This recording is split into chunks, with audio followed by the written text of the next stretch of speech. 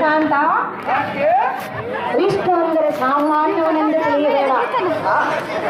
ನಾನೇನು ಸಾಮಾನ್ಯವೆಂದು ತಿಳಿದಿರುವ ಸುಂದರಿ. ತ್ರಿಮೂರ್ತಿಗಳಲ್ಲಿ ಶ್ರೇಷ್ಠವಾದನೇ ವಿಷ್ಣುವನು. ಅಂಥವರನ್ನು ಜಯಿಸುವುದು ನಿನ್ನಿಂದಾಗಲಾರದು. ಪ್ರಿಯ, ಅಂಥ ಬಲವಂತರ ಕೂಡ ಯುದ್ಧವನ್ನು ಮಾಡಿ ಜಯಿಸಲಾರೆ ಪತಿದೇವ ನಿಜವೆಂದು ತಿಳಿ ಸತ್ಯವಾಕ್ಯವ. ನೀಲಕಾಶದಲ್ಲಿ ಚಂದ್ರನಂತೆ ಮೀನುಗುವ ಮುಖಕಮಲವುಳ್ಳ ಪ್ರಾಣಕಾಂತೆ ಕೊಲ್ಲರ ಎಂದಲ ಮುದ್ದೆಯನ್ನು ತಿಂದು ಕಳ್ಳ ಗೋಪಾಲನ ಕೀರ್ತಿಯ ಕೊಂಡಾಡಲಿಕ್ಕೆ ನಿನ್ನಂ ಕಳಿಸಿದನೇ ಹೇಗೆ? ಅವನೇ ಸೂರನಾದರೆ ಇಂದಿನ ದಿನ ಎನ್ನ ಕೂಡ ಸಂಗ್ರಾಮಕ್ಕೆ ಬರಲಿ. ಮೂವಲ್ಲ ಇದ್ದದವಳ ಕಳ್ಳ ಬಲ್ಲನ ಕಪ್ಪ ಬಣ್ಣ ಸವರಿ ರಾಜಸಾಂತಕನೆಂಬ ಹೆಸರನ್ನು ಉಚ್ಚರಿಸಿದೆ.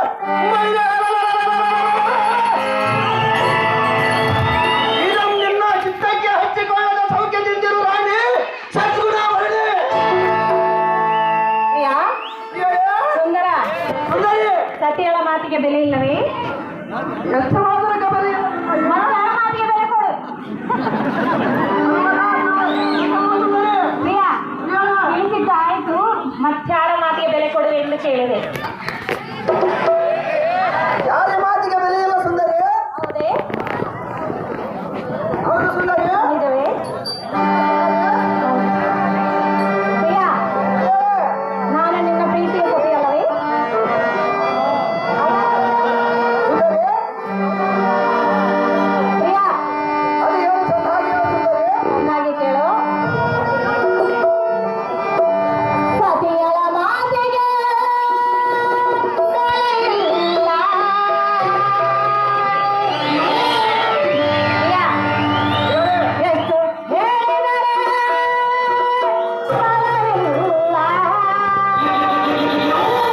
ಸರಿಯಲ್ಲ, ಒಳಿತಲ್ಲ. ಅಲ್ಲ, ಅಲ್ಲಿ ಸರಿಯಲ್ಲ, ಇದು ಒಳಿತಲ್ಲ.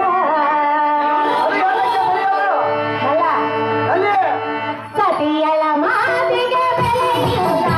ಸರಿಯಲ್ಲ, ಇದು ಒಳಿತಲ್ಲ. ಸರಿಯಲ್ಲ, ಇದು ಒಳಿತಲ್ಲ.